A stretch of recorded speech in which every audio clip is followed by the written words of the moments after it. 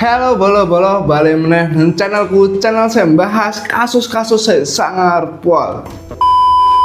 Piye kabare bolo-bolo, sehat toh? Nah, bolo-bolo, di malam ini ya aku akan membawakan kisah psikopat yang agak unik. Mengapa unik? Ya, di sini kalian pernah bayangin gak sih atau pernah dengar tentang seseorang yang terobsesi dengan yang namanya suara patahan tulang? Pasti enggak kan? Nah, ternyata di daerah Amerika, tepatnya di daerah Baraboo, Wisconsin, itu ada orang yang terobsesi dengan hal-hal begituan. Nah, gimana kisahnya? Yuk, sekarang daripada kalian ngapain kan? Mending kalian cari tempat duduk yang nyaman, terus cari cemilan buat nonton video ini sampai habis. Dan ya, tanpa berbasa-basi lagi, let's go.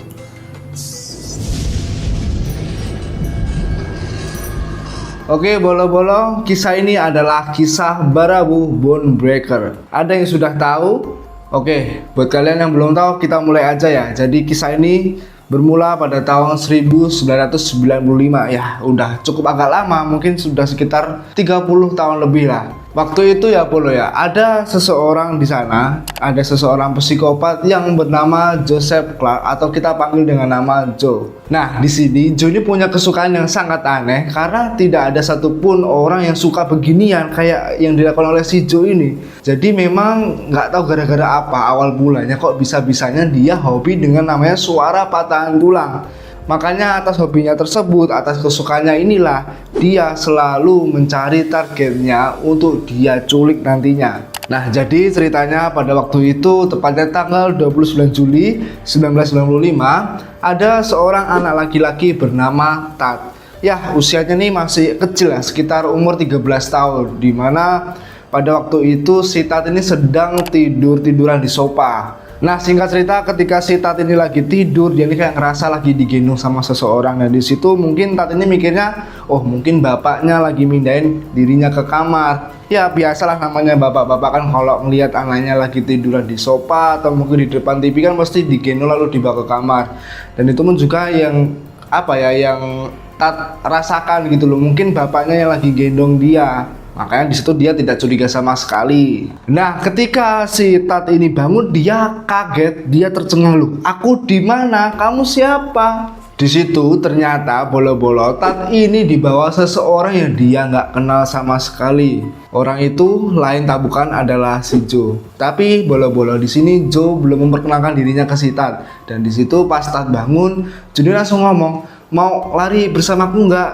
Gitu katanya. Pokoknya ya senyum-senyum ala psikopat gitulah tanyanya. Kayak meringis tapi kayak ada sesuatu yang disembunyikan gitu loh. Di sini karena si Tat ini masih anak kecil, dia bingung nggak tahu mau kemana. Akhirnya ya dia ngikut lah sama si Joe.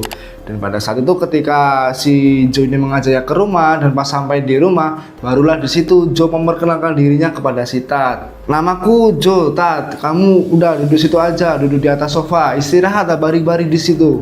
Nah, oh iya Tat, ngomong-ngomong ya, nanti malam di sini mau ngadain pesta. Teman-temanmu mau kesini juga. Tat di sini awalnya bingung. Gimana ceritanya kok bisa si Joe ini kenal? Padahal aku nggak kenal sama si Joe, baru kenal tadi, kok bisa-bisanya dia kenal sama teman-temanku. Nah, setelah itu bolo-bolo si Joe ini akhirnya mengajak lah Tat untuk naik ke atas buat lihat mobil-mobilan buatannya itu. Dan di sini ya cerita mengerikan ini dimulai bolo-bolo. Jadi pada saat itu Tat ikut aja lah ke kamarnya si Joe yang ada di lantai atas itu. Jadi pas saat Tat ini ikut ke kamarnya yang ada di lantai atas, Joe di situ langsung menarik si Tat dan langsung melemparkan dirinya ke atas kasurnya bolo-bolo. Di situ namanya tenaga anak kecil ya, dibandingkan si Joe yang umurnya 17 tahun pasti kalah lah ya. Di situ makanya dia berhasil lempar ke atas kasur. Joe langsung bergegas naik ke atas kasur, langsung melompati badannya si Tat. Di situ dia melompat berkali-kali sehingga apa bolo-bolo, sehingga badannya si Tat ini mengalami patah tulang. Dan di situ Joe tidak memperdulikannya, dia senang sekali karena apa? Ya karena suaranya itu, suara patahan tulang itu, apa nggak gendeng. Bahkan gak hanya itu aja, Joe ini juga memutar pergelangan kaki Tat sampai bunyi makrek, sampai patah. Edan sumpah. Tat saat itu syok atas apa yang menimpa dirinya, atas apa yang terjadi. Di situ dia merasa kesakitan, merasa bingung, merasa kaget. Tapi di sini Tat mencoba untuk fokus lagi dengan dirinya. Di situ dia mencoba melawan perlakuan si Joe. Meskipun berat, dia berhasil kabur dari kamar itu dan lari ke bawah. Tapi ya karena kondisinya di sini si Tat ini udah cedera bolo-bolo, makanya ini membuat dirinya ya ditangkap lagi sama si Joe. Di situ Joe langsung ngomong, "Hayo, mau kemana kamu? Udah, ayo mainan mobil-mobilan lagi." Tat saat itu yang ketangkap harus terpaksa mendapat pukulan dan tendangan si Joe. Bayangkan apa enggak, udah di mana dirinya ini cedera dari awal, ditambah pukul, ditambah tendangan. Ya ini membuat dirinya udah nggak bisa gak bisa berbuat apa-apa lagi, bolo-bolo. Ngilu sumpah kalau kita bayangin. Ya singkat cerita, ketika si Tat ini berhasil ditangkap, Joe langsung membawa Tat ke bawah lalu ditidurkan di atas sofa. Di sini ya, Tat yang sudah tidak bisa berbuat apa-apa, dia hanya bisa merengek dan mencoba untuk bernegosiasi, siapa tahu bisa. Di situ dia mencoba kayak, "Joe, biarkan aku pergi sih, aku nggak bakal bilang deh kalau kamu pelakunya. Nanti aku mau bilang ke teman-teman atau ke keluargaku, ke bapakku, aku abis jatuh, entah kesandung meja atau kesandung kursi, pokoknya aku nggak bakal bilang kamu pelakunya. Jadi tolong lepasin ya." Pokoknya mukanya sambil melas gitulah, kayak dia berharap supaya dilepasin sama si Joe ini. Tapi di sini karena si Joe memang karena memang tujuannya buat itu ya, makanya nggak dilepasin begitu aja. Di situ Joe langsung ngomong, "Tat, dengerin ya, nggak bakal ada orang yang percaya kalau kamu itu jatuh. Pasti orang-orang mikirnya, wah pasti ada orang yang ngapa-ngapain kamu. Udah, kamu diem aja di situ." Di sini Joe sudah tidak bisa diajak bernegosiasi lagi dan dia malah bilang, "Udah, kamu gak usah ngapa-ngapain. Karena apa? Aku bakal ngapa-ngapain kamu karena aku memang sudah pernah melakukan hal ini ke korban sebelumnya. Jadi kamu diem aja, oke?" Tak hanya itu, bolo-bolo Joe juga mengatakan kepada si Tat bahwa diri ini memang suka mata-matain tulang manusia. Wah, di situ sudah pasti Tat yang mendengarkan menjadi panik banget, bolo. Kayak anjir, psikopat banget orang ini. Terus ya bolo, masa selama dia melakukan ini di tengah-tengah kejahatannya itu, masa dia bisa bilang kayak gini ke Tat, "Tat, tenang aja, kan kita temen, nanti kita nonton film di bawah ya, oke?" Apa nggak bajingan wi? Terus ya ada juga sebuah momen pas Joe mau pergi. Nah pada saat itu ketika si Joe ini lagi manasin mobil, kok mobilnya nggak mau hidup-hidup. Di situ Joe kesel sama mobilnya. Terus pelampiasannya? Dia naik ke atas kamar lalu mematahkan tulang-tulangnya si Tat lagi. Dia ngelompatin badannya si Tat, nggak gendeng. Terus dia juga muterin kaki Tat sampai tulangnya nih pecah, bolo. Bisa bayangin nggak betapa tersiksanya si Tat ini. Dengan badan yang kecilnya harus menerima perlakuan seperti itu nggak? Gila, sumpah. Terus ya fun fact-nya bolo, Joe ini memang menargetkan korbannya ini adalah anak-anak. Mengapa? Ya biar si Joe ini bisa mengontrol anak itu. Pasti kan kalau secara kekuatan kan belum ada. Pasti kalau misalnya udah dewasa nih, pasti malah si Joe ini bakal dibantai. Saat itu meskipun dengan kondisi badan yang cukup parah, bolo-bolo Tat tidak menyerah begitu saja. Dia masih punya harapan untuk hidup. Di situ dia sudah mencoba untuk kabur sebanyak 3 kali. Tapi hasilnya apa? Hasilnya sia-sia. Dia ditangkap lagi, dia disiksa, dia dipukuli. Dia coba lagi di situ, tapi ya lagi dan lagi tidak berhasil. Hingga akhirnya ada di sebuah kesempatan di mana pada waktu itu Joe lagi pergi, entah dia sedang pergi bekerja atau mungkin sedang lagi main atau lagi pacaran, pokoknya dia pergi dari rumah itu. Jadi pas itu ceritanya Tat ini ditinggal dan ditaruh di dalam lemari sama si Joe. Di situ dengan usaha dan tekad yang sangat kuat, si Tat ini berhasil keluar dari lemari tersebut dan mencoba merangkak dengan sikunya, karena memang itu tinggal satu-satunya tenaga yang dia punya. Sambil menahan sakit, dia merangkak perlahan-lahan dan di situ dia melihat ada sebuah telepon yang menancap di dinding.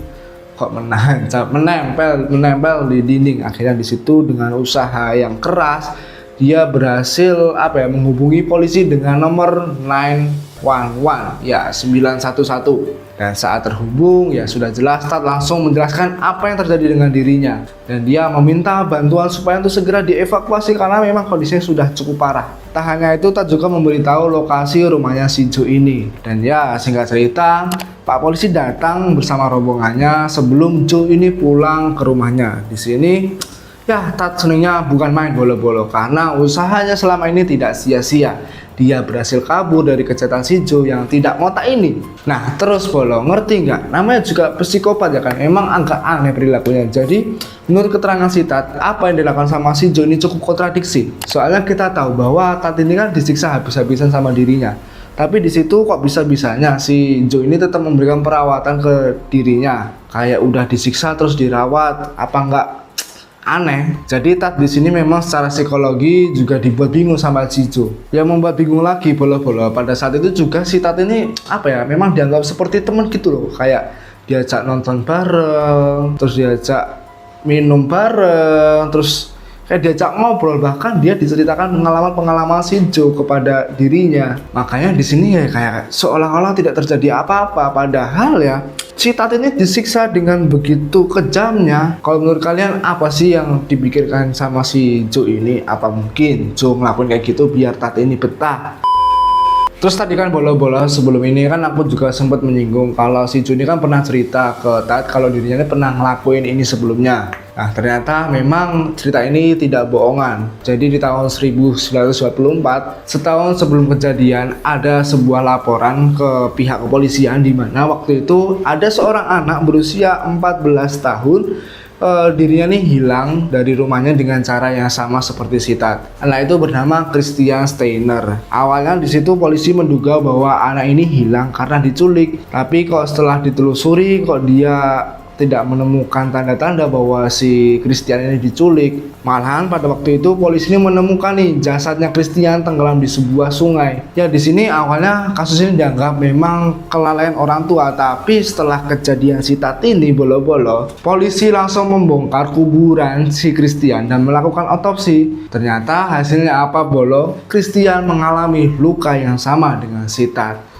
di mana tulang-tulang Christian ini banyak yang patah. Ya mungkin waktu itu memang si Jo ini menculik Christian lalu disiksa seperti yang dilakukan terhadap si Tat. Dan di situ setelah si Christian ini udah teler, baru di situ dia buang ke sungai. Nah bolo-bolo, Tat yang waktu itu berhasil dievakuasi ini dirinya dalam kondisi kritis, dimana badannya ini udah macam bener-bener remuk sekali gitu loh, dimana kakinya udah patah, terus tulang pahanya patah, tulang rusuk patah, lengannya terpelintir. Bahkan ya bolo-bolo, dokter yang menangani ini ngomong kulitnya ini udah macam karet gitu loh, apa enggak? Gila. Tak hanya itu juga, di sini juga Tat ini sampai mengalami pendarahan internal yang mana apabila tidak tertangani dalam beberapa jam lagi dia bakal tewas. Makanya atas apa yang menimpa dirinya diperlukan banyak sekali operasi agar dirinya bisa pulih lagi meskipun nggak 100%. Dan ini membutuhkan waktu yang cukup lama, nggak cukup dalam waktu 1 tahun, mungkin 2 tahun, 3 tahun. Pokoknya beberapa tahun akibat penyiksaan si Jo ini, si bangsat ini. Atas kejadian tersebut, polisi segera mencari keberadaan si Jo, dan di sini nggak butuh waktu lama lah bolo-bolo. Di situ polisi langsung menemukan keberadaan si Jo dan langsung menangkapnya. Saat itu Jo ditemukan sedang lagi asik-asiknya melakukan pesta bersama pacarnya, dan ya singkat cerita lah di situ dia berhasil dibawa dan dimasukkan ke sel sebelum dia menjalani persidangan nantinya. Sembari menunggu bolo ya, polisi di sini mencoba mengecek isi rumahnya si Jo. Pada waktu itu polisi menemukan sebuah catatan kecil di mana isinya ini adalah sebuah daftar, di mana daftar anak-anak yang sudah menjadi korban dan anak-anak yang akan menjadi target selanjutnya. Makanya apabila kasus ini tidak segera terungkap, ya bisa jadi korbannya akan terus bertambah bolo-bolo. Makanya usaha si Tat ini membuahkan hasil sehingga si Jo ini tidak bisa berbuat apa-apa lagi. selama menjalani persidangan, Joe atau Joseph Clark ditetapkan sebagai tersangka, di mana dirinya dijatuhi hukuman 100 tahun penjara. Tak hanya itu nih, Tad juga berhasil memenangkan gugatan di mana Joe itu harus melakukan ganti rugi sebesar 21 juta dolar. Ya, menurutku atas apa yang dia lakukan ini memang cukup setimpal, memang cukup pantas apa yang dilakukan dirinya ke si Tad ini. Jadi ya kurang lebih seperti itu bola-bola cerita mengenai kasus psikopat yang dilakukan oleh si Joseph Clark. Kasus ini viral dan banyak orang mengenalnya dengan nama Baraboo Bonebreaker. Ya, terima kasih bola-bola sudah menonton video sejauh ini. Aku doakan biar kalian ini sehat terus. Yang belum dapat jodoh segera dipertemukan jodohnya. Dan tentunya gua doakan kalian banyak rezekinya. Oke, gitu aja. Aku ingetin kepada kalian semua, jangan lupa untuk subscribe channel ini, jangan lupa di like, share, dan nyalakan tombol notifikasinya biar kalian tidak ketinggalan info-info atau kasus-kasus menarik lainnya. Dan tentunya dengan subscribe dan like kalian ini bisa membantu gua dalam mengembangkan channel ini. Oke, gitu aja bola-bola. See you and goodbye.